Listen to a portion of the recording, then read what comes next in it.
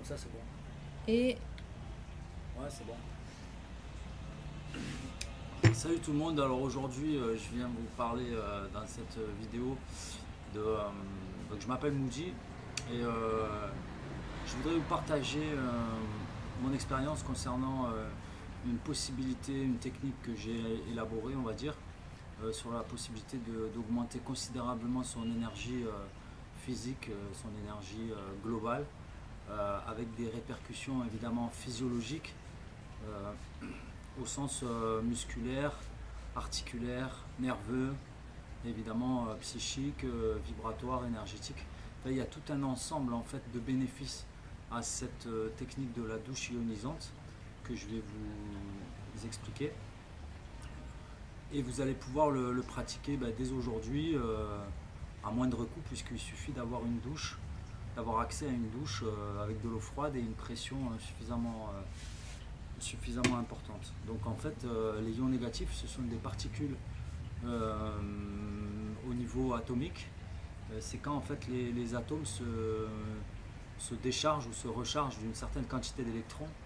Et donc il y a un effet de changement de polarité, à savoir des ions positifs à ions négatifs qui s'opèrent d'une manière que je ne sais pas exactement, puisque je ne suis pas scientifique au sens propre du terme, je suis un chercheur de vérité, mais par exemple, là où vous avez le plus de ions positifs, c'est un peu avant l'orage, quand on sent bien l'électricité dans l'air, il y a une espèce de... Les gens sont énervés juste avant l'orage, puis quand l'orage éclate, il y a une inversion de polarité, c'est justement parce qu'il y a des ions négatifs qui apparaissent du fait en fait de la pluie. Donc en fait, là où vous avez le plus de chances de bénéficier naturellement des ions négatifs, c'est à la mer, à l'océan, dans une forêt, quand il pleut, quand il y a un orage, dans tout environnement aquatique, hydraulique et végétal, puisque la présence de certains végétaux va générer, notamment les pins dans les pinettes, va générer des ions négatifs. Donc les ions négatifs, ce sont eux qui sont en fait les plus bénéfiques pour notre corps. Et c'est d'une importance fondamentale dans le sens où c'est les ions négatifs qui calibrent, qui vont mettre à la bonne fréquence le courant nécessaire pour les échanges des informations dans tout notre corps et à toutes les échelles, de l'échelle atomique en passant moléculaire, cellulaire, organique. Et ça crée en fait la symbiose du fonctionnement entre les parties tissulaires, nerveuses, sanguines, osseuses, articulaires. Donc ça permet en fait le meilleur des échanges. Parce que comme un appareil électrique en fait qui a besoin de ça, chaque appareil électrique, nous sommes, on peut dire, une machine bioélectrique ou biomagnéto-électrique, dans le sens où on a notre propre fréquence interne au niveau électrique. Bon, évidemment c'est des microvolts ou des micro-Tesla, au niveau des ohms, tout ça, c'est voilà, c'est une composition de réglages qui sont très subtils et qui sont relativement faciles à détruire comme à reconstruire. Mais évidemment, quand il s'agit de remettre le réglage en place, il faut que le réglage tienne pendant suffisamment de temps, pour que la physiologie qui va pouvoir se réparer grâce à une fréquence mieux coordonnée, mieux calibrée, pour que le corps puisse se réparer. Donc il faut savoir que en fait un courant électrique, ça génère un champ magnétique, et un champ magnétique, ça génère aussi un courant électrique. Donc quand vous êtes bien ionisé, il faut savoir que l'effet va tenir pendant environ 3 jours. Bien que moi personnellement j'ai remarqué qu'au bout de 48 heures, dans un environnement citadin assez agressif, assez dense au niveau de tout ce qui nous bombarde chaque jour, à savoir le Wi-Fi, les ondes Bluetooth, les ondes GPS, les ondes scalaires, les ondes radio, enfin il y a tout un tas, même tous les appareils électriques en fait génèrent des fréquences qui vont perturber nos fréquences, qui maintiennent en fait la circulation électrique dans celle qui doit être la nôtre, c'est-à-dire notre corps. Donc le bénéfice en fait c'est que quand vous êtes bien ionisé, vous avez tous les phénomènes inflammatoires qui se réduisent, vous avez, une espèce de calme intérieur qui favorise évidemment tout ce qui va vous solliciter, que ce soit la réflexion, que ce soit l'activité physique, que ce soit la réflexion, la concentration. Donc, par exemple, quand vous n'êtes pas ionisé, tous les phénomènes acidifiants, les phénomènes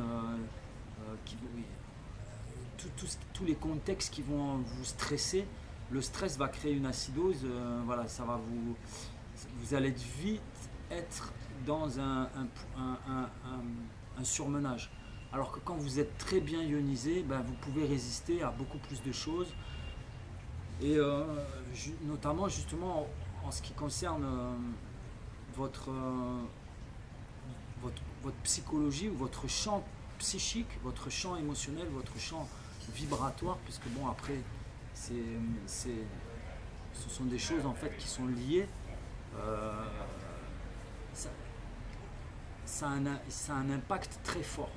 Parce que si votre corps fonctionne très bien grâce à la ionisation, entre autres, ou la ionisation c'est fondamental. De toute façon vous pouvez le voir, hein. Chaque fois que vous allez à la mer, à part évidemment si vous avez beaucoup nagé, couru, fait du football, ou que vous avez joué aux raquettes, un certain nombre de choses qui peuvent effectivement vous fatiguer physiquement, mais en attendant, même si vous ne faites rien à la mer et que vous allez à la mer après une longue période d'être resté en ville et en tout cas de ne pas avoir été ionisé, vous allez quand même ressentir une sorte de fatigue quand vous rentrez chez vous. Pourquoi? Parce qu'en fait, la ionisation, elle réenclenche l'homéostasie. Alors tu vas dire, ouais, pourquoi tu me parles comme ça? L'homéostasie, en fait, c'est ce qui permet à ton corps de te réparer, de se régénérer et d'éliminer les toxines et de faire baisser les inflammations. Alors, qui plus est, une douche ou le fait d'aller à la mer et en tout cas aussi, bien sûr, de marcher pieds nus, ce que je vous conseille de faire le plus souvent possible dans des environnements naturels, évidemment sur de la terre sous laquelle il y a tout un écosystème naturel avec les racines des arbres et tout ça, ça va faire une mise à la terre aussi. Dès que vos pieds ils sont dans le bac à douche et vous faites circuler l'eau en fait va drainer le surplus des charges électriques internes du corps et va créer un espèce de continuum jusqu'à la terre, et ça fait office de mise à la terre, même si vous êtes justement dans un environnement très citadin, loin de la nature, loin des ions négatifs et quand il ne pleut pas. Donc ce qu'il faut savoir, c'est qu'en plus quand vous êtes dans vos appartements, voilà, dans des grandes villes comme à Marseille, à Lyon, à Bordeaux, à Paris ou à Tokyo, n'importe où, profitez que dès qu'il pleuve, vous pouvez ouvrir et faire un courant d'air de votre appartement afin que les ions négatifs rentrent dans l'appartement. Donc évidemment, faites attention le sens du vent pour ne pas vous retrouver avec vos appartements, votre parquet et les meubles tout mouillés. Mais dès qu'il pleut, en fait, il y a des ions négatifs de partout. Donc à ce moment-là, vous ouvrez les fenêtres, faites un courant d'air et ça va rentrer. Ça va rentrer dans l'appartement. Et qui plus est, en fait, c'est un purificateur d'air. Si vous avez un air qui est bien renouvelé, ça va être un air moins dense et plus facile à chauffer et qui sera beaucoup plus sain, parce que quand l'air qui est chez vous est bien ionisé, il y a moins d'impuretés dans l'atmosphère. C'est-à-dire que les ions négatifs, c'est un germicide, ça tue certains germes et bactéries et ça détruit certaines particules en suspension. Donc évidemment, quand il pleut, il y a beaucoup moins de particules en suspension que si vous ouvrez les fenêtres quand il ne pleut pas, surtout quand il fait chaud, parce que la chaleur justement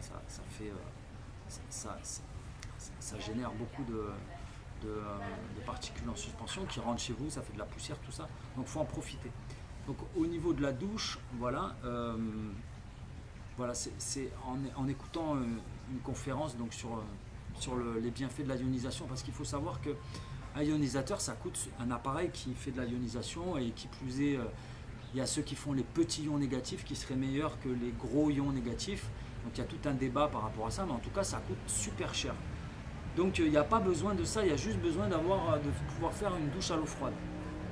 Donc comment ça se passe? Donc, ce que je conseille, c'est déjà quand vous faites votre douche, donc moi je conseille évidemment de le faire à l'eau la plus froide possible. Si vous avez la résistivité, si vous avez un peu l'habitude et que ça ne va pas générer chez vous des spasmes cardiaques trop importants, n'allez pas vous faire du mal en prenant une douche trop froide, mais en le faisant de façon séquentielle et graduelle, au fur et à mesure du temps, vous allez pouvoir la faire de plus en plus froide. Il faut savoir, alors prenez des notes, parce qu'effectivement là j'essaye de faire une vidéo concise et c'est pour ça que je parle un peu rapidement en essayant d'être clair. Donc prenez des notes, puis s'il le faut vous regarderez la vidéo plusieurs fois. Donc ce qu'il y a, c'est que ce que je conseille, c'est de faire la douche écossaise, qui n'est pas que la douche froide, c'est de faire justement des allers-retours thermiques entre le chaud et le froid. Et justement, parce que le chaud dilate et le froid rétracte, comprime, et ça va induire dans la microbiologie, le microcosme de votre corps, ça va induire des mouvements qui sont très bénéfiques. Parce que par exemple, pour ce qui est des articulations, les articulations, elles ne sont pas nourries par un réseau sanguin, elles sont nourries par le liquide synovial qui est dans les parties où il y a les cartilages, et c'est le mouvement à proprement dit qui, en étant généré, va par capillarité de ces parois qui ont une certaine porosité, va transmettre les nutriments. Donc, alors la douche froide, évidemment, elle a énormément de vertus bénéfiques, à savoir, ça fait baisser la tension artérielle, ça favorise la circulation sanguine, donc tout ce qui est pression artérielle excessive, ou en tout cas, ça tonifie tous les tissus, tous les membranes des organes, des cellules, c'est un aspect tonifiant, et ça favorise aussi la création de sérotonine et de sérotonine et de mélatonine, je ne sais plus. En tout cas, ça favorise les créations d'hormones, qui sont évidemment très bénéfiques. Et bien sûr, on va dire le bon fonctionnement du corps. Donc, du fait déjà de faire des allers-retours thermiques entre du très chaud jusqu'à ce que tu en as marre et tu reviens, c'est plus facile de revenir sur du froid ou du très froid après avoir fait 3, 4, 5 minutes à l'eau chaude. Alors il faut savoir que l'eau froide, elle perd certaines de ses propriétés à partir de 40 degrés. Et évidemment, l'eau chaude constitue beaucoup de bienfaits pour le corps. C'est pour ça que les hammams existent. Le chaud, ça va avoir une possibilité de... Surtout les gens qui sont très seuls, quand ils sont en manque d'affection, de contact humain, tactile, une bonne douche bien chaude, ça a un peu un effet compensatoire du fait de manquer de contact physique humain. Donc c'est pour ça, alors quand tu rentres dans ta douche, si tu n'as pas en fait le courage de résister à l'eau froide tout de suite, tu peux faire couler pendant 5 minutes avant de rentrer dans la cabine de douche. Tu fais couler l'eau froide sur une paroi, parce qu'en fait ce qu'il faut, c'est que le jet de la douche, il tape le mur et ça va subdiviser, en faire des micro-particules d'eau, des mini-gouttes d'eau, et c'est cette brume dans laquelle se forment les ions négatifs. Et ce à quoi j'ai pu penser par association d'idées quelques temps après avoir commencé à essayer ce procédé qui fonctionne très bien, parce que les résultats ne se font pas attendre, hein. Les ions négatifs se forment tout de suite. Donc après, pour ressentir l'effet, il faut vraiment se mettre en méditation, se mettre dans un état réceptif. On ne va pas penser à ce qu'on a fait tout à l'heure ou à ce qu'il va falloir faire après. Il faut vraiment être présent, être dans une présence, une espèce d'appréciation globale du moment pour pouvoir justement sentir l'effet des ions négatifs. Alors après, des gens ont des sensibilités qui diffèrent, et il y a des gens qui sentiront tout de suite les effets, d'autres qui ne les sentiront pas, mais les effets seront quand même là. Même si on ne les sent pas, l'effet quand même se manifeste. Alors, donc ce que je voulais te dire, c'est que, comme de par la NASA, on pourrait dire, c'est dans cet état de l'eau, de la brume, en fait, quand le rayon du soleil passe, que se forment les arcs-en-ciel. Donc symboliquement déjà, alors bon, je sais que pour les chrétiens, l'arc-en-ciel est un symbole hautement significatif sur le plan religieux, ou en tout cas, je ne sais pas, spirituel. C'est l'histoire, en fait, je crois, des anges qui reçoivent, qui sont en communication avec Dieu, ou des anges. Bon, il y a quelque chose, en fait, qui parle de l'arc-en-ciel dans la Bible. Bon, et voilà, l'arc-en-ciel, c'est voilà, c'est la décomposition de la lumière, ça fait des couleurs, c'est très beau, c'est magnifique. Et c'est là que se trouvent les ions négatifs. D'ailleurs, vous avez déjà pu voir que quand vous êtes à côté d'une fontaine, d'une chute d'eau, dans une forêt, quand il pleut, ou quand vous êtes à la mer, vous vous sentez archi bien. C'est même les gens qui n'aiment pas qui aiment pas l'eau de mer, qui n'aiment pas se baigner, qui ne savent pas nager, qui n'aiment pas le sable, ils se sentent quand même bien à la mer. C'est parce que justement, les ions négatifs, alors à la mer, vous avez à peu près 4000 ions négatifs par centimètre cube. Et dans un environnement confiné, là où il y en a le moins, c'est chez vous, dans les voitures, les ascenseurs, les parkings, le métro. Voilà, tous ces endroits où il n'y a pas de présence végétale, il n'y a pas de, il y a pas d'environnement, il n'y a pas de présence, il n'y a pas de, l'hygrométrie est très faible, il n'y a pas, parce que c'est l'eau en fait. On peut même dire que un phénomène d'évaporation, ça génère des ions négatifs. Donc déjà, quand vous lavez par terre chez vous le sol, vous ouvrez les fenêtres, il y a une évaporation.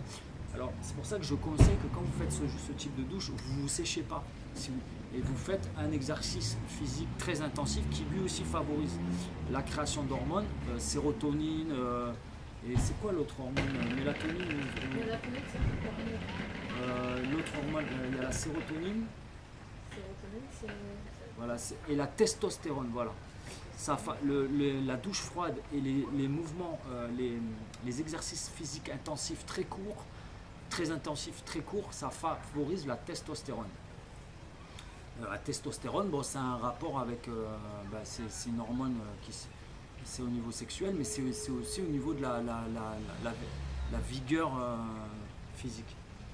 Donc ça, alors après, ce que je conseille, c'est que quand tu prends ta douche froide, quand tu passes au froid, tu fais couler la douche à côté de toi, c'est-à-dire sur ton champ magnétique. Quand tu passes au niveau des mains, important, c'est de tendre les mains comme ça, autour desquelles, en fait, c'est autour de la tête, des mains et des pieds que le champ magnétique est, on peut dire, le plus fort, sauf pour les personnes qui font beaucoup de sport, qui plus est vont dans la nature. Ils ont les sportifs en général, ils ont un champ magnétique plutôt fort, en bonne santé, qui est stabilisé et qui est assez important à tous les niveaux du corps. Mais sinon, pour les personnes un peu ordinaires qui ne font pas spécifiquement de sport, pas du tout même, le champ magnétique est plus important au niveau des mains, de la tête et des pieds. Donc c'est pour ça que quand vous envoyez le jet d'eau froide, donc au début vous n'avez pas l'habitude, mais vous allez prendre l'habitude. Donc ce que je conseille, c'est de faire à peu près la première fois, si vous êtes vraiment en manque de ions, ça fait super longtemps que vous n'êtes pas allé à la mer ou dans la nature, je vous conseille de faire 20 minutes, voire une demi-heure. Donc tu fais couler l'eau froide pendant 5 minutes dans la cabine de douche, de sorte que le jet d'eau tape le mur et que ça fasse de la brume. Quand tu vas rentrer, déjà le fait de respirer, parce que les ions négatifs, ça se respire, il y a la peau qui les attrape, et voilà. Donc c'est au contact de la peau, du champ magnétique et du fait de respirer. Donc au niveau des mains, bien tendre les mains pour que ça fasse comme un effet d'arc de déploiement de la fréquence, parce que c'est une histoire de fréquence. Alors, évidemment, plus il va y avoir les ions négatifs, c'est comme c'est même peut-être même plus petit que des électrons, c'est invisible, mais c'est ça qui va calibrer l'électricité de ton corps dont il a besoin. Hein. C'est-à-dire, c'est comme tu vois, c'est comme la fibre optique. Quand tu es bien ionisé, on peut dire que tu es en fibre optique 10 gigasecondes. Alors que quand tu n'es pas ionisé, tu n'es même pas en ADSL2, tu es en ADSL1 avec. Tu satures très vite. Et donc ce que je veux dire, c'est que quand tu fais un effort physique, tu peux essayer. Avant la ionisation, tu fais un effort, par exemple tu fais des tractions, donc ça c'est pour les mecs, mais bon, même les meufs elles peuvent le faire. Moi je sais qu'avant la ionisation, si je ne suis pas ionisé, je vais faire 20, 30 tractions, 30 pompes, ça va être cool. Mais au-delà, ça va être difficile. Mais par contre, quand j'ai fait ma douche bien froide, froid chaud et bien ionisé, c'est-à-dire bien, j'envoie la brume en fait tout autour de mon corps, donc sous les bras, au niveau des épaules, entre les jambes, c'est pas mal aussi au niveau premiers chakras là, parce que tout bénéficie en fait de la ionisation. Il y a ton aura, tes centres énergétiques, ça à savoir les chakras, ton champ vibratoire, ton aura, je l'ai déjà dit ça, l'aura, le champ magnétique ou électromagnétique, le champ vibratoire et le champ psychique émotionnel, parce que c'est lié au nerf. Parce que évidemment, là, quand tu es bien ionisé, tu as la pression artérielle qui descend, donc tu as la sérotonine, l'hormone de la joie, ou la testostérone. Non, c'est pas la sérotonine, il y a la sérotonine, la testostérone, et il y en a une autre encore. C'est l'hormone qui est aussi favorisée par la nicotine, qui permet la concentration, l'activité cérébrale, la réflexion, et ça favorise la joie. Je sais plus. C'est pas oxytocine? Non. Bref. En tout cas, tout ce petit cocktail qui est stimulé, dynamisé par les changements thermiques et les ions négatifs de la douche et par la mise à la terre, voilà, ça va constituer en fait une baisse de tout ce qui vous stresse, de tout ce qui vous fait de beaucoup en fait d'aspects négatifs de votre corps. Donc, parce que comme on est bombardé de toutes ces ondes, au bout d'un moment il y a des surcharges par endroit, ça va créer des tensions musculaires, ça va créer des crampes, des courbatures. Est-ce que ça peut être à l'origine de certains kystes ou d'autres choses comme ça qui sont pas du tout agréables? Par exemple, ça fait baisser les inflammations. Déjà, la mise à la terre, c'est sûr, au niveau. Moi, par exemple, j'ai la SPA, spondylarthrite ankylosante, et donc par rapport à cette maladie qui est assez virulente, c'est une maladie d'inflammation osseuse, ça me fait énormément de bien. Donc, ce que je conseille, c'est que quand tu es en train de te ioniser, donc c'est bien, s'il le faut, tu changes le pommeau de ta douche. Ma compagne, elle a changé le pommeau de douche, elle s'est acheté un pommeau de douche un peu premium là, à 30 € avec un système de boutons où tu peux changer les types de jets. Et franchement, c'est le top du top, quoi. Le jet, il y a un bouton, une position sur laquelle le jet il est bien fort, donc à l'eau froide, et tu envoies donc tout autour de toi avec les mains ouvertes. Alors ce que tu peux faire aussi pour diriger la brume, tu peux envoyer sur ta main que tu utilises comme le mur qui est derrière toi, pour que justement il y a toute cette circonférence de brume en fait qui va te ioniser. Voilà. J'ai à peu près tout dit là. Qu'est-ce que je voulais dire d'autre? Donc là vraiment, essaye ce truc là et tu vas voir. Alors c'est ça dont je veux parler. L'effet, il est pour des gens extrêmement sensibles. L'effet est perceptible. Pour des gens qui n'ont pas la sensibilité spécifique, il va falloir vous entraîner, il va falloir être attentif. Vous n'allez pas sentir un effet. Vous n'allez pas sentir. Alors ce qui permet en fait de se rendre compte à quel point ça fait quelque chose, c'est au niveau des frissons. Parce que quand vous avez des frissons, ce qu'on appelle la chair de poule, en fait, ça c'est votre énergie vitale qui change de structure. C'est-à-dire que de l'état d'un fluide, elle change sa structure et elle peut se déplacer, ça devient transitoire. Donc l'énergie, elle va aller là où elle peut aller, là où elle doit aller. Mais après, en fait, avec la pratique, vous pouvez arriver à diriger l'énergie de là où elle est, de là où elle peut aller, de là où elle doit aller. Et vous pouvez aussi augmenter l'effet de changement de structure, ou en tout cas qu'une fois que la structure est en mode transitoire, au lieu que ça dure peu de temps, vous pouvez prolonger l'effet et le rendre plus profond dans le corps. Donc c'est avec la respiration. Ça se passe au niveau, c'est entre l'inspire et l'expire. Parce qu'il faut bien savoir que la respiration, c'est le lien entre votre énergie vitale et votre psychisme, votre esprit. Donc plus vous avez un état de vie fort, plus vous avez en général quelqu'un qui a beaucoup de tempérament, beaucoup d'énergie vitale, il a une respiration assez amplifiée, qui a une grande amplitude. Les gens qui ont des petits états de vie, pas beaucoup d'énergie, peut-être pas beaucoup de caractère. Bon, là, je ne vais pas faire de généralité, mais ils ont une respiration. Les gens, en fait, qui n'ont pas beaucoup d'énergie vitale, pas beaucoup d'énergie, pas beaucoup de prestance comme ça, ils ont une respiration qui est petite. Et là où, en fait, il se passe quelque chose entre le prana, c'est-à-dire l'énergie vitale qui circule par les centres subtils, à savoir les chakras, le lien, en fait, il est entre la respiration. Enfin, c'est la respiration qui est le lien entre avec l'esprit et les énergies vitales. Enfin, l'énergie subtile qu'on appelle le prana ou l'éther ou le chi.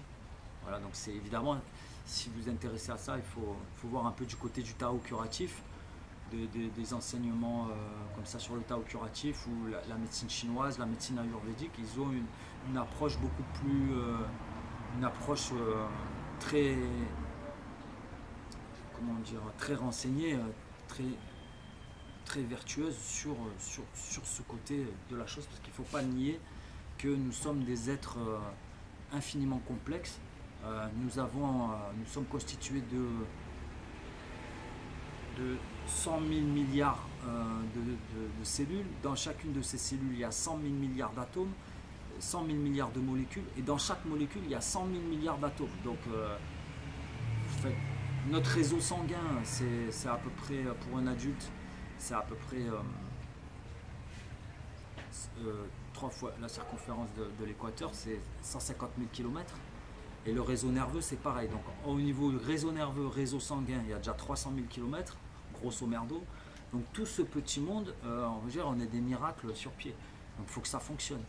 Et évidemment, je ne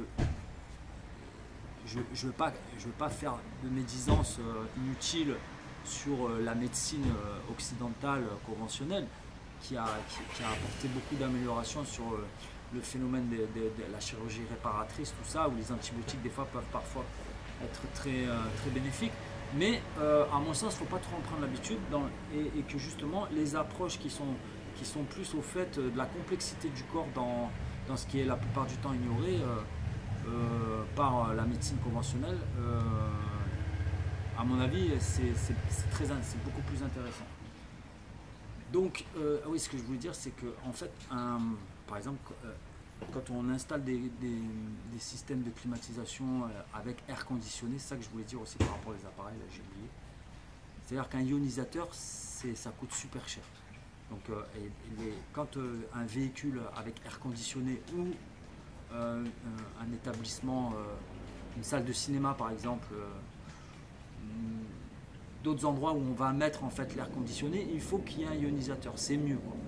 Parce que justement l'air qu'on respire, il doit être chargé de pas mal de particules qui sont pas que l'oxygène évidemment, et c'est conseillé d'avoir un ionisateur et ça coûte super cher. Ce que je voulais dire, c'est qu'un corps, ça dégage une certaine énergie, à peu près 300 watts. Je crois que c'est 300 watts de chaleur. Mais moi, ce que j'affirme, dans haut niveau par rapport au ressenti, j'ai l'impression de passer à 2 kW d'énergie. Pas de chaleur, mais d'énergie. Parce que je peux faire le double de mes efforts physiques habituels. Vraiment. Même, vous pouvez observer à la plage, quand les animaux, les chiens, bon, on ne voit pas trop de chats à la plage, mais les chiens, quand ils arrivent à la plage, ils ont leurs pattes comme ça. Donc ils sont déjà en mode mise à la terre, ils ont la langue dehors pour pouvoir se refroidir. La langue, elle attrape les ions négatifs et l'effet, il est très rapide. Donc ce que je vous conseille, si vous êtes dans un endroit où l'eau est potable, évidemment, quand vous faites la douche, vous respirez au niveau, dans la brume, vous respirez les ions négatifs. L'effet, il ne se fait pas attendre, ça vient tout de suite. Après, entre sentir l'effet et ne pas le ressentir, il y a une différence, c'est mieux d'apprécier. Moi je ressens, hein, quand je fais ma ionisation, je la fais 2 fois par jour. Et quand on a fait la première demi-heure nécessaire pour arriver dans un seuil assez confortable de réappropriation de son bien-être, vous n'avez que 10 minutes à faire. En fait, 10-15 minutes, ça suffit, quoi. Même 10 minutes, quoi. Tu fais couler la douche froide comme ça dans ta douche pendant 5 minutes et tu reviens après, tu respires déjà les ions, tu te mets à l'eau chaude, pas à l'eau chaude, c'est toi qui vois, tu fais tes affaires, tu te savonnes, machin. Après, tu te rinces, et quand tu te rinces, voilà, tu fais à l'eau froide. Donc c'est très vraiment, je vous invite à faire l'expérience. Et ça me ferait plaisir d'avoir des retours. Parce que moi, autour de moi, j'en ai parlé à des amis, des gens de ma famille, tout ça. Mais les gens, franchement, ils sont un peu flemmards. Et de le faire, bon, j'ai pas eu trop de retours. Donc c'est pour ça que je trouve c'est intéressant d'en parler comme de cette manière-là. Donc si vous connaissez, déjà faites-le vous-même. Ou si vous connaissez quelqu'un à qui ça peut aider, quand vous avez, les gens qui ont vraiment des problèmes articulaires, inflammatoires, osseux, de stress aussi, quand on a la fatigue, quand on est obligé, ou ça va améliorer votre sommeil, ça c'est clair. Parce que quand vous, c'est ça que je voulais dire, quand vous rentrez de la mer, même si vous n'avez pas vraiment fait des activités physiques importantes, vous croyez que vous êtes fatigué, c'est pas que vous êtes fatigué, c'est que votre corps il arrive enfin à refabriquer les signaux physiologiques pour aller dormir. Et parce qu'en fait il y a des fonctions du corps qui ne fonctionnent que pendant le sommeil et pendant un certain type de sommeil. Donc c'est très important d'avoir un sommeil de qualité. Voilà, donc d'avoir suffisamment de sommeil et de qualité. Donc, je vous invite à faire l'expérience. Si vous avez aimé cette vidéo, mettez un petit pouce comme ça. Vous n'hésitez pas à vous abonner et à vous exprimer sur... voilà, si vous avez envie de vous exprimer là-dessus, ça me ferait plaisir. Et je refais une autre vidéo. Salut!